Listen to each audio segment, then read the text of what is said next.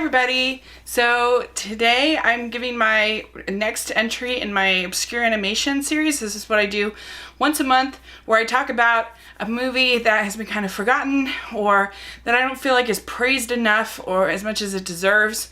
And so it's my chance to give sort of a shout out, and people will disagree whether they're truly obscure or not, but it's just kind of another way of saying sort of underrated, I guess.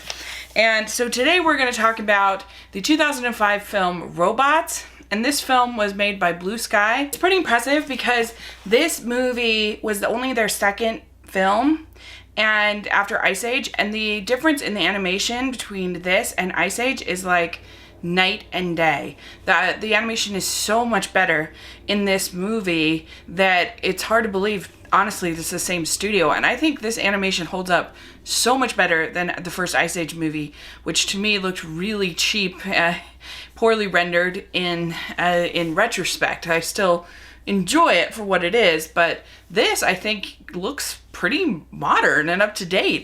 The animation is just so beautiful. And one of the interesting things I had when watching this last week is that I really was surprised at how much I kept thinking of Zootopia.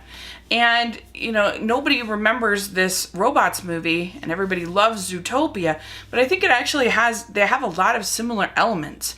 Obviously one is a city of animals, one is a city of, or a world of robots, but the attention to detail in the world building is very similar between the two movies, and just everything they thought of when they designed this world of robots.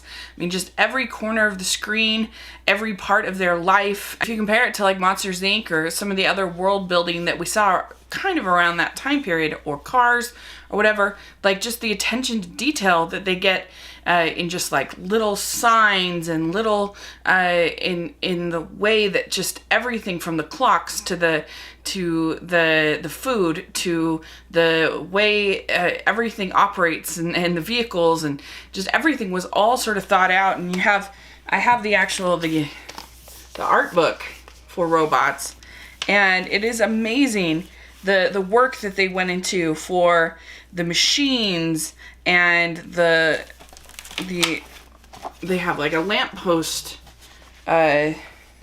robot here. They have a suitcase robot. They have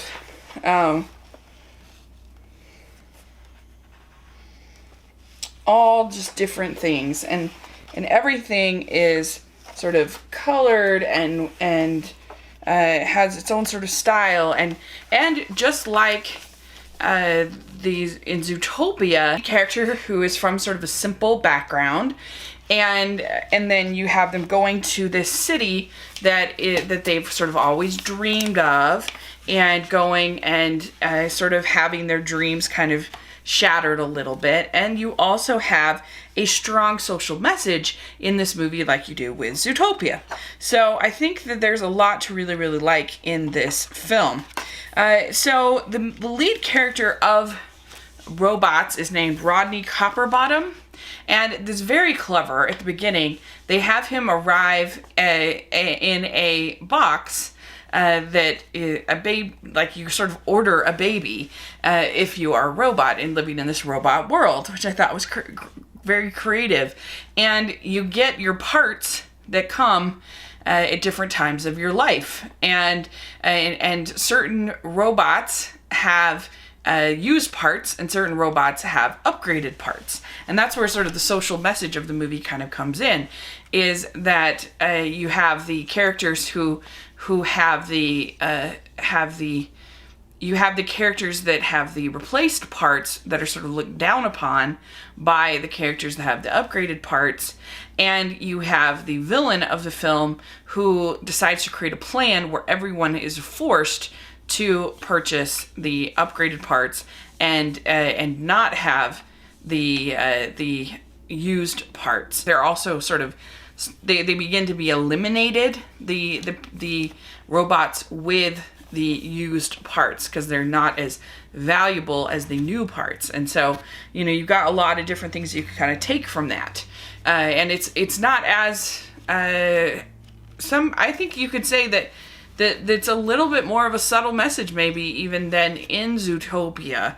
But it's certainly, they're certainly there about prejudice and class and how we divide ourselves, and also sort of a consumerism kind of message about upgrades and that we think we're better because we have something newer and nicer than maybe somebody else. Rodney is your lead character, and like I said, I love just all of the character designs in this movie. I think we're so great. And Rodney is voiced by Ewan McGregor, and I think he's a good voice actor. He does a good job. You have his parents, which are voiced by Stanley Tucci and Diane Wiest, so that's really good.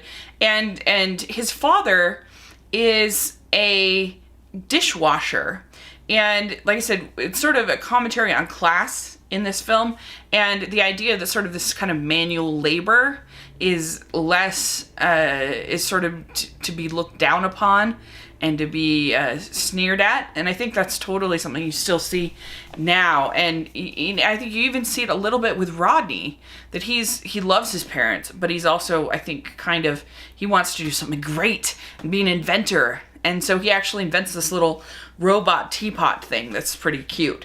And he goes and there's this big inventor named Mr. Bigweld, always really looked up to and admired.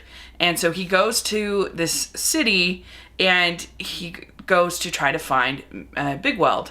And it turns out that Bigweld's corporation has kind of been taken over this character named Ratchet, who is voiced by Greg Kinnear, and he wants to like streamline everything, and he wants to basically like force everyone to use upgraded parts so that everybody has to buy their parts from them, creating kind of a monopoly and making a lot of money. And he has a mother character who's very manipulative about him, and sort of a weird father character who is kind of like strung up. And I don't know, that's sort of a weird element. He's sort of chained. And then you have the villain character is kind of boring. He is not very good. And the last kind of half of the movie, it becomes kind of generic and kind of boring as far as the story and everything. To the city, he meets this robot named Fender, who is voiced by Robin Williams, who of course is an amazing voice actor. We know this. And again, I think it also, you sort of see in Zootopia with the relation between Nick and Judy, and you get Fender and Rodney here. And it's a little different because Fender is more of he's definitely like, he's more of a silly character than Nick is, certainly. But anyway, so you get the sort of buddy dynamic going on, is what I'm saying. And that's a lot of fun. Enjoy that. And they're just so creative. Every inch of this movie is thoughtful, and like I love the house that Fender lives in, and you have all this. He presses a button, and the beds, like the different rooms and the different bedrooms, pop up, and then you press another button, you get another bedroom, and another bedroom. It's kind of these. I thought that was very, very creative and clever. And there is definitely some toilet humor in here. There's definitely some sort of attempts to entertain really small kids that I could have done without. But I don't know. I really liked this movie. I genuinely thought it was very beautiful. I thought it was very clever. As far as the world building, and I enjoyed the story. I thought it had heart. I thought it had something to say, even though, like I said, the villain and some of the other elements, not that great. But still, I just thought it was really strong. I really liked it. And so I would probably give it like an A-. So let me know what you think of this. Do you like it? Do you think it's underrated? Where are you at on it? And thanks so much. Please subscribe to my channel, and I will talk to you later. Bye!